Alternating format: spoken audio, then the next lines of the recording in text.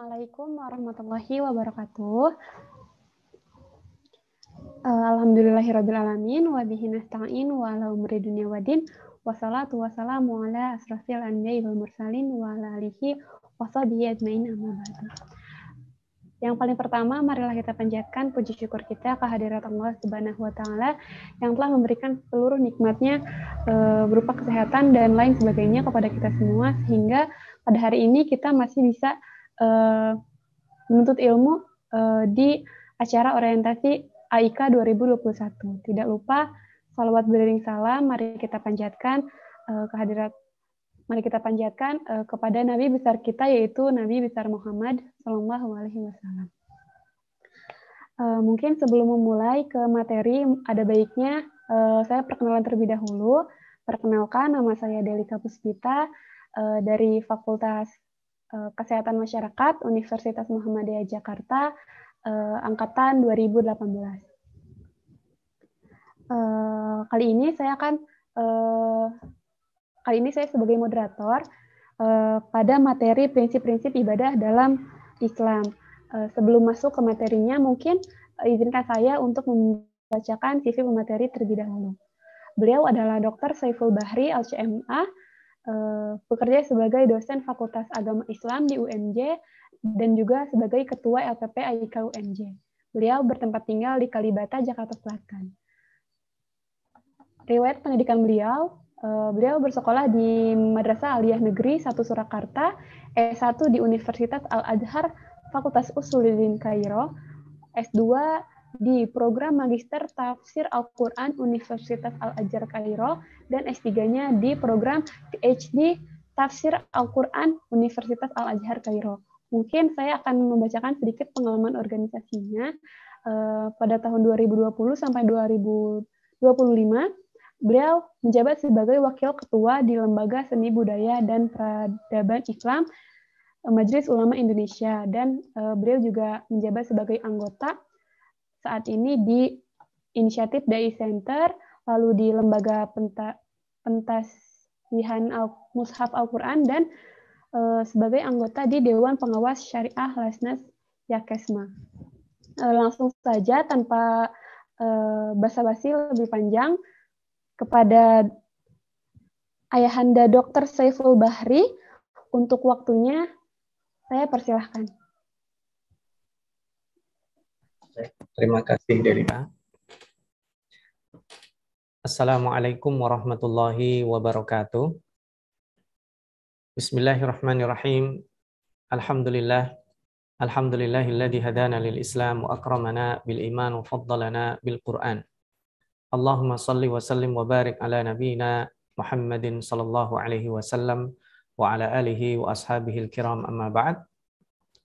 Para peserta orientasi Al-Islam Kemuhammadiyahan, mahasiswa Universitas Muhammadiyah Jakarta tahun 2021, kita bersyukur kepada Allah Subhanahu wa taala atas limpahan karunia hidayah dan iman, sehingga hari ini kita mempercayai Allah Subhanahu wa taala sebagai Tuhan dan mempercayai bahwa Allah mengutus Nabi Muhammad sallallahu alaihi wasallam sebagai rasulnya, dan karena itulah materi kedua ini adalah menghantarkan bagaimana prinsip-prinsip ibadah yang diajarkan oleh Rasul, sehingga dalam kita beribadah ada panduannya. Seperti apa, dan karena ibadah itu adalah sifatnya ta'abbudi, maka harus ada guideline yang jelas. Mohon izin saya akan share screen terkait dengan panduan ibadah tersebut, ya. Insyaallah dalam waktu yang tidak terlalu lama, kita akan membahas tentang prinsip ibadah dalam agama kita, dalam Islam. Yang pertama, nanti kita akan ada 3 capaian. Yang pertama, mampu membedakan apa itu ibadah mahdhah, apa ibadah ghair mahdhah. Lalu setelah itu ada prinsip dan bagaimana Rasulullah SAW memberikan tuntunannya untuk kita tiru, ya. Ada karakteristik syariat Allah, dan karena ini adalah merupakan salah satu dimensi i'jaz Al-Quran dan juga kemukjizatan syariat Allah, Jadi siapapun yang membuat syariat di dunia ini tidak akan bisa bertahan selama-lamanya. Tetapi kalau Allah ini timeless, tidak ada batasnya. Jadi berlaku di mana saja dan kapan saja. Setidaknya ada 6 karakteristik, yaitu yang pertama adalah jelas atau wadih, tidak rumit syariah ini. Yang kedua, asasnya taisir, memudahkan, tidak memberatkan. Yang ketiga, ada tadarruj, ada tahapan sampai adanya hukum final. Yang keempat, applicable, memungkinkan dilaksanakan kapan saja. Yang kelima, cocok untuk semua waktu dan semua tempat, ya. Dan yang terakhir tentu ini sumbernya adalah dari Allah Subhanahu wa taala. Nah, secara kebahasaan, ibadah itu artinya at-ta'ah, taat. Lalu yang kedua, tunduk. Yang ketiga adalah hina atau adzul. Jadi kita menghinakan diri di depan Allah. Dan yang terakhir adanya pengabdian atau at-tanassuk. Maka dalam istilah yang sering kita dengar adalah yang disebut al-ibadah at-taqarrub ilallah bimtithali awamirih wajtinabi nawahihi wal amal bima adzina bihi syari'. Jadi melakukan apa yang diperintahkan Allah dan menjauhi apa yang dilarang serta melakukan atau mengamalkan dengan apa yang diizinkan oleh syariat. Karena ini sifatnya adalah ibadah.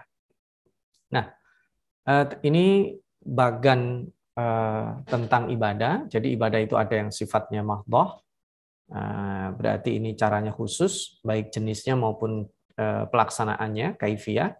Ada ibadah itu sifatnya ghair mahdhah, ya, ini lebih umum dan biasanya ini untuk muamalah, ya, dan ini terkait dengan kemanfaatan, kemaslahatan dia, lalu niatnya yang akan menyebabkan perbuatan biasa akan bisa grade-nya naik jadi ibadah. Nah, sehingga kita bisa membedakan apa yang membedakan ibadah mahdhah yang dilakukan secara khusus dengan apa ibadah ghair mahdhah yang dilakukan secara umum. Ibadah mahdhah, ibadah yang ditentukan caranya secara terperinci, jenis dan tata caranya seperti wudu, tayamum, mandi junub, ya, salat, puasa, haji, umroh. Ini tata caranya khusus, ya. Tidak bisa kemudian ada improvisasi di situ. Kalaupun ada mungkin pada tahapan penyediaannya, sarana misalnya, dan yang lainnya. Nah, yang kedua yang disebut ibadah ghair mahdhah itu adalah semua jenis perbuatan, ya, baik perbuatan amal qalbiyah atau lisan atau amal jawarih, perbuatan anggota badan kita yang diizinkan Allah, seperti menuntut ilmu, bekerja, berkarya. Bahkan di dalam Al-Quran itu Allah menyebut hambanya, dan itu adalah konsep ibadah juga. Subhanalladzi asra bi 'abdihi lailan minal masjidil haram ilal masjidil aqsa. Di situ sebagai hamba Allah, Nabi Muhammad predikat tertingginya yaitu dimi'rajkan dari masjid ke masjid. Artinya yang disebut masjid itu bukan hanya tempat kita sholat, tetapi aktivitas kita menuntut ilmu, bekerja, berdiskusi, ini bisa menjadi masjid, di tempat dan waktu sujud kita. Ini ibadah ghair mahdhah, sifatnya lebih umum. Nah, kalau sifat ibadah mahdhah itu hubungannya mengatur hubungan vertikal antara kita dengan Allah. Sedangkan nanti ibadah ghair mahdhah dia dengan sesamanya. Nah, ini kita fokus di ibadah mahdhah dulu. Ada 4 cirinya. Yang pertama, mengatur hubungan antara seorang manusia dengan hambanya. Jadi hubungan vertikal. Kemudian yang 2 sifatnya konstan, sabit dalam bahasa Arabnya, tidak berubah dari zaman Nabi Muhammad sampai hari ini. Tata cara sholat subuh ya begitu, 2 rakaat, ya. Sekalipun nanti mungkin secara furu'iyah beberapa hal ada sedikit perbedaan, yang itu juga sebagian disandarkan kepada tata laksana yang dilakukan Rasulullah SAW. Yang ketiga, ini ta'abudi sifatnya dan tidak bisa dijangkau oleh rasional. Jadi nggak bisa dirasionalisasi. Kenapa subuh cuma 2 rakaat? Kenapa maghrib 3? Kenapa sholat duhur itu di waktunya seperti itu? Kenapa sholat maghrib waktunya pas tenggelamnya matahari? Nah, ini sifatnya kita ta'abudi, kita menerima. Maka sikap kita adalah sami'na wa ta'na, tidak boleh ada kreasi. Ada boleh Pak, misalnya kreasi dalam membuat eko masjid. Nah, itu sarananya. Ya, sajadahnya kita memakai sajadah yang empuk, enak, ya. tempat ibadahnya ber-AC, lebih nyaman gitu, lebih khusyuk nih ya. Imamnya menggunakan sound system yang bagus, itu prasarananya, sarana prasarana. Tetapi jenis ibadahnya tidak bisa diubah. Ya, ini kalau ibadah mahdhah. Lalu kita beranjak kepada ibadah ghair mahdhah. Ibadah ghair mahdhah itu cakupannya, kalau tadi mahdhah itu adalah vertikal, mengatur hubungan manusia dengan Tuhannya, di sini mengatur sesama, hablum minan nas, jadi manusia dengan sesama manusia. Lalu sifatnya dia tidak konstan tapi dinamis ya. Karena ada perkembangan zaman. Hari ini yang namanya transaksi kita mungkin bisa cashless ya. Bahkan tidak ketemu orangnya. Apa jenis transaksinya? Transaksi barang, transaksi makanan, transaksi apa saja. Saya memesan sesuatu di tempat ini, kemudian tidak lama kemudian barangnya datang dan selesai. Saya sudah bayar juga. Nah, ini sifatnya dinamis. Nanti ada yang lain-lainnya ya, bukan hanya transaksi ekonomi ya. Bahkan kegiatan pembelajaran juga bisa dilakukan secara dinamis melalui daring ya, seperti yang kita lakukan saat ini. Kemudian yang ketiga itu makulatul makna dan ta'akuli, sifatnya reasonable. Jadi mengapa dilakukan itu? Mengapa dibolehkan? Jadi sifatnya muamalah itu secara umum bisa diserap oleh daya nalar. Dan yang terakhir itu bisa berkreasi. Karena tuntutan ya, hari ini tanpa kreasi tentu mengamalkan ibadah ghair mahdhah ya ini menjadi sangat saklek ya, maka perlu ada inovasi. Nah, kita masuk pada kaidah ibadah secara umum ya. Kaidah ibadah di dalam Islam itu ada beberapa. Yang pertama yang paling pokok adalah al-aslu fil ibadah at-tauqif. Jadi ibadah itu tauqifi. Tauqifi itu ya nunggu dalil. Jadi kayak urutan Al-Quran itu tidak bisa improvisasi. Jadi awalnya ya Al-Fatihah, akhirnya An-Nas. Tauqifi, nggak bisa kita improve, mana sholat subuh lagi semangat, saya tambah 2 rakaat, tidak bisa. Gitu. Setelah sholat subuh saya sholat lagi, sholat ba'diyah subuh, enggak ada. Gitu ya, tidak ada ba'diyah subuh ya. Sholat rawatib yang ada sebelumnya. Nah ini bagian-bagian yang kita tidak bisa melakukan ijtihad karena sifatnya tauqifi ya. Kemudian yang kedua, al-aslu fil ibadah al-butlan hatta yadullad dalilu 'alal amri. Jadi asli dari ibadah itu adalah tidak diterima, batal. Sampai ada dalil yang memerintahkan itu. Jadi kita kalau tidak bisa misalnya kita beribadah dengan Allah dengan cara bertapa. Nah itu kreasi saja, saya pengen tenang, udah bisa. Apakah bertapa dengan direndam air setengah badannya itu ada ajarannya enggak? Kalau tidak ada, tidak boleh. Karena itu sifatnya ta'abudi. Kecuali kalau sifatnya adalah muamalah, mengatur hubungan kita dengan sesama manusia. Nah itu dikreasikan boleh. Jadi kalau ibadah aslinya adalah pertama tauqifi, yang kedua aslinya adalah batil, ya, jadi tidak dibenarkan kecuali ada dalil yang mensyariatkan. Nah, maka ibadah mahdhah itu dikerjakan harus berdasarkan dalil.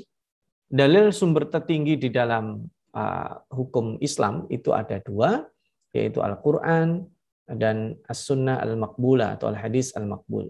Nah, kalaupun kita mengikuti pendapat ulama fulan, maka kita juga harus tahu ulama fulan itu dalam menyampaikan pendapatnya itu kan madmun, isinya itu kan dari dalil Al-Quran dan hadis. Jadi kita tahu si fulan mengatakan ini, oh dia berdasarkan hadis ini, berdasarkan Al-Quran ini, oh siap, kita bisa. Nah, tetapi ketika kemudian pendapat si A, pendapat si B, fulan dan fulan, itu tidak ada sandarannya terkait dengan ibadah, maka ini bisa digolongkan yang tidak diterima. Atau mungkin kita sering mendengarnya sebagai bid'ah.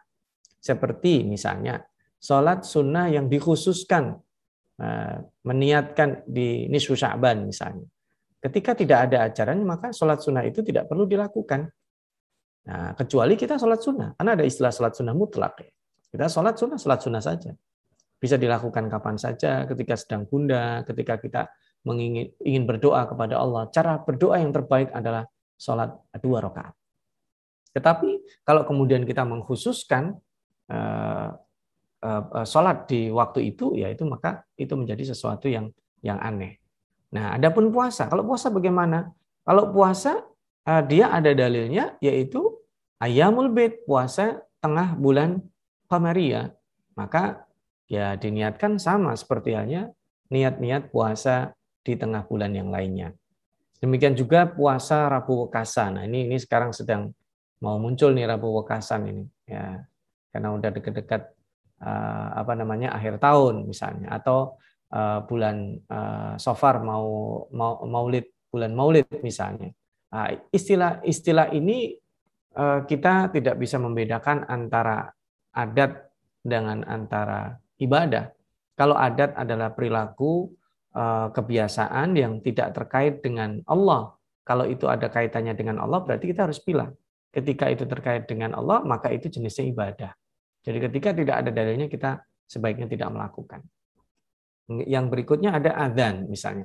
Adzan setelah menguburkan jenazah misalnya.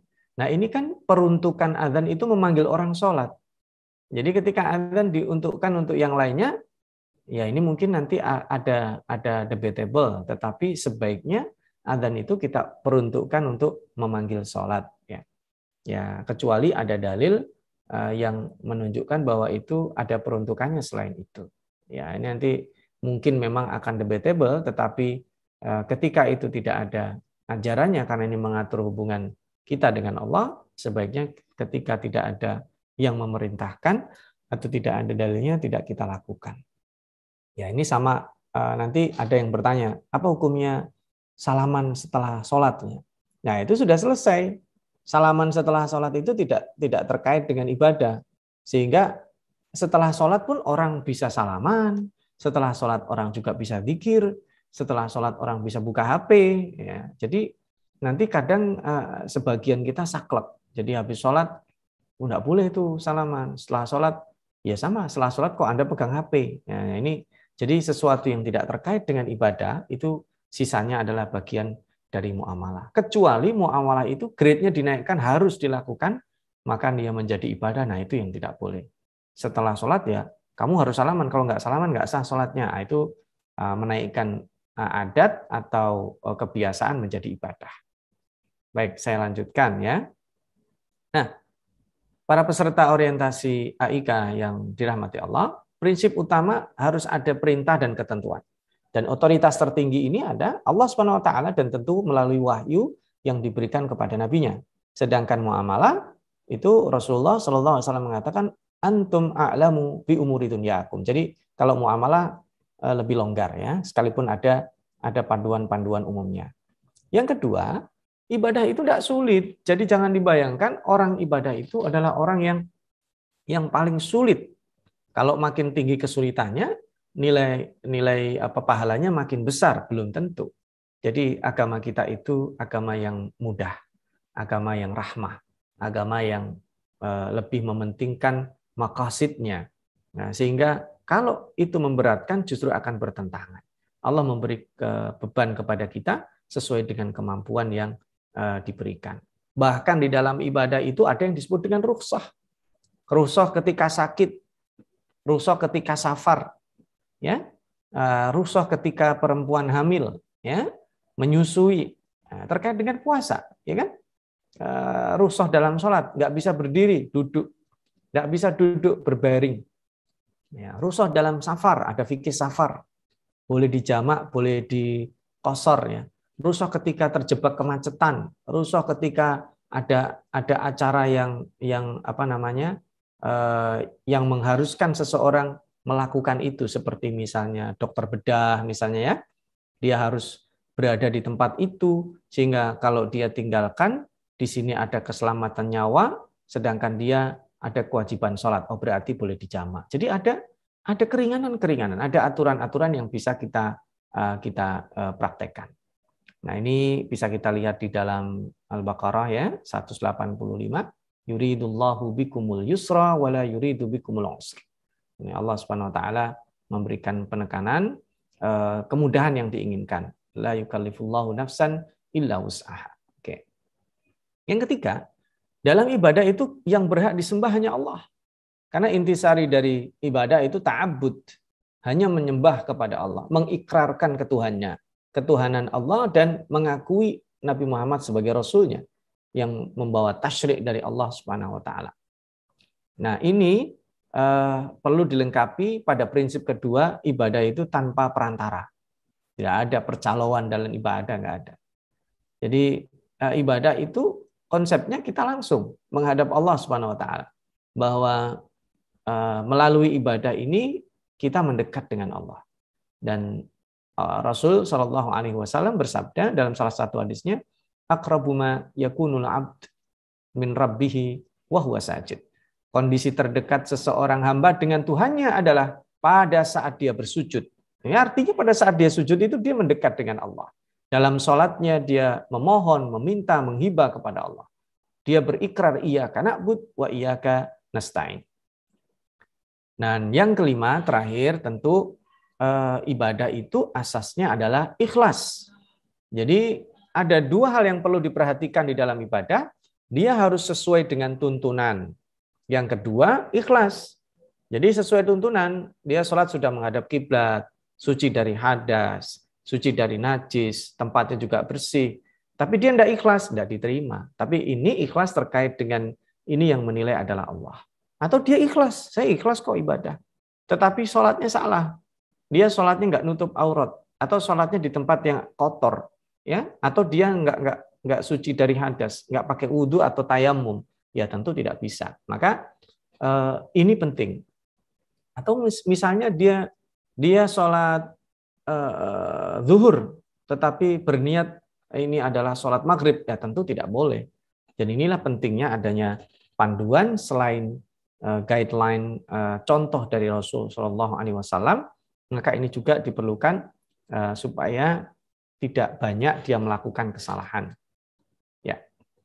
Nah, kita bisa lihat di dalam surat Al-Bayyinah ya bahwa manusia itu disuruh untuk ikhlas. Wa ma umiru illa liya'budullaha mukhlishina lahuddin. Jadi semua makhluk dan termasuk manusia yang mendapatkan taklif untuk ibadah ini diperintahkan untuk ikhlas. Nah, yang terakhir dalam praktek ibadah itu di dalam agama kita yang termasuk ibadah mahdhah bersuci. Nah, kita juga harus bisa membedakan tuh apa bedanya najis dengan hadas. Cara bersuci dari najis, cara bersuci dari hadas itu beda. Najis itu kelasnya ada. Hadas juga hadas besar, ada hadas kecil. Ya, ini perlu wudhu, ini perlu tayamum, ini perlu mandi junub, bagaimana tata caranya. Ini ibadah yang dicontohkan oleh Rasulullah SAW dan kita perlu belajar. Ada sholat fardu. Ya, tata cara kaifiyahnya kita juga harus melihat sebagaimana yang Rasulullah SAW perintahkan kita untuk mencontohnya. Lalu ada juga sholat sunnah. Sholat yang disunahkan itu apa saja. Ya, kemudian ada puasa. Puasa seperti apa tata cara puasanya, apa saja hal-hal yang bisa menyebabkan batal, apa saja hal-hal yang bisa menyebabkan terhalangnya pahala, dan yang terakhir adalah terkait dengan haji dan umroh. Jadi begini, para peserta orientasi AIK 2021, mudah-mudahan tidak disalahartikan bahwa materi ibadah sebagaimana yang dicontohkan oleh Rasulullah SAW, dan kita bersyukur sudah dihimpun oleh para ayahanda kita di Majelis Tarjih dan Tajdid Muhammadiyah, PP Muhammadiyah, sehingga kita sudah langsung bisa melihat produknya, ada dalilnya, ada hadisnya, dan jangan disalahartikan bahwa ini adalah ingin memuhammadiyahkan para peserta orientasi. Tidak, kita tidak ada istilah mengenalkan cara ibadah Muhammadiyah, tidak. Ini adalah ijtihad dari para ayahanda kita mengumpulkan dalil-dalil syar'i yang terkait dengan ubudiyah, baik taharah, ya, cara bersuci dari najis, dari hadas, baik najis kecil, najis sedang atau besar, atau hadas kecil, hadas besar, kemudian dengan wudhu, tayamum, mandi. Nah, ini ada tata caranya dan ada pembahasan yang lebih luas. Nanti ada fikih safarnya, ada fikih airnya, bagaimana bertayamum. Ini bagian-bagian kita mengenalkan. Apalagi kita hidup di era modern, ibadahnya sabit, konstan, tetapi sarana prasarannya berkembang, ini perlu kita tahu. Ya, dalam sholat fardu juga demikian. Kita sholat fardu ketika mukim itu berbeda dengan sholat fardu ketika kita safar. Bagaimana ketika saya sholat sendiri? Bagaimana ketika saya sholat berjamaah? Nah, ini juga perlu. Siapa yang harus jadi imam yang layak? Nah, ketika saya sholat, saya bacaannya sir atau jahr. Nah, ini kita perlu tahu dalil-dalilnya sehingga pada saat kita melakukan itu bukan hanya sekedar tenang, kita akan totalitas di dalam beribadah. Lalu sholat sunnah juga demikian, karena ini merupakan sholat tambahan. Dan sholat sunnah yang paling disukai Allah itu apa? Sholat malam misalnya. Sholat malam itu apa? Qiyamul lail misalnya. Kenapa disebut tahajud? Itu karena dilakukan setelah tidur. Kenapa ada sholat witir? Sholat yang menjadi penutup sholat malam kita. Nah, ini hal-hal yang kita perlu tahu. Dan termasuk tadi puasa, dan kemudian haji dan umrah. Saya kira sebagai pendahuluan untuk FGD dan diskusi teman-teman peserta orientasi AIK 2021, nanti bisa diperdalam dinamika diskusinya, Anda bisa kembangkan melalui FGD yang akan dibimbing oleh kakak-kakak instruktur, dan insya Allah ini merupakan hal yang baik ketika dari awal kita sudah diberikan awareness tentang hati-hati masalah ibadah karena mengatur kedekatan kita dengan Allah, sehingga diharapkan nantinya pada saat adik-adik yang baru masuk di Universitas Muhammadiyah Jakarta melakukan pembelajaran, maka sesungguhnya belajar itu adalah ibadah mahdhah. Tetapi di dalam pembelajaran, nanti kita ada waktu sholat, sebaiknya kita mengerjakan sholat pada waktunya, dan dilakukan secara berjamaah di masjid, atau ketika kita berpuasa, atau ketika kita terkena najis, ketika kita berhadas. Nah, itu hal-hal dasar yang harus diperhatikan dalam rangka menciptakan perilaku dan membentuk kampus yang islami, yang insya Allah nanti materinya juga akan disampaikan pada kesempatan kali ini. Itu saja saya kira yang bisa saya sampaikan sebagai mukaddimah untuk bahan FGD. Saya ucapkan terima kasih. Mohon maaf bila ada kekurangan keterbatasan. Nah, nanti saya kembalikan kepada Delika. Aku lu qauli hada, mudah-mudahan bermanfaat. Sekali lagi, nasrum minallah wa fathun qarib wa basyiril mu'minin. Wassalamualaikum warahmatullahi wabarakatuh. Terima kasih kepada Ayahanda Saiful Bahri yang telah menjelaskan materi mengenai prinsip-prinsip ibadah dalam Islam. Penjelasannya sudah sangat jelas dan sangat mudah dipahami. Semoga teman-teman semuanya bisa menangkap apa yang Ayahanda tadi sampaikan. Di sini saya akan sedikit membacakan kesimpulannya. Ibadah itu dibagi menjadi dua. Yang pertama itu ada ibadah mahdhah dan ibadah ghairu mahdhah. Ibadah mahdhah ini adalah ibadah yang sudah ada ketentuannya atau sudah Allah atur gitu. Sedangkan ibadah ghairu mahdhah adalah segala hati, lisan, perbuatan yang diizinkan oleh Allah. Lalu perbedaannya, jika ibadah mahdhah cakupannya adalah vertikal, hablum minallah antara Allah dan manusia, sedangkan ibadah ghairu mahdhah adalah cakupannya itu horizontal, yaitu hablum minanas antara manusia dan manusia. Baik teman-teman, jika ada yang ingin ditanyakan, mungkin teman-teman peserta boleh menanyakan itu kepada masing-masing instruktur pada saat FGD akan dilaksanakan setelah ini. Dan sebelum saya tutup materi kali ini, saya ingatkan kepada kawan-kawan orientasi AIK ini untuk memfollow IG kami di @aik_umj dan subscribe YouTube kami yaitu di AIK UMJ Channel. Baik teman-teman, mungkin hanya itu yang dapat saya bawakan, dapat saya sampaikan. Kurang lebihnya mohon dimaafkan. Billahi fisabilil haq. Wassalamualaikum warahmatullahi wabarakatuh.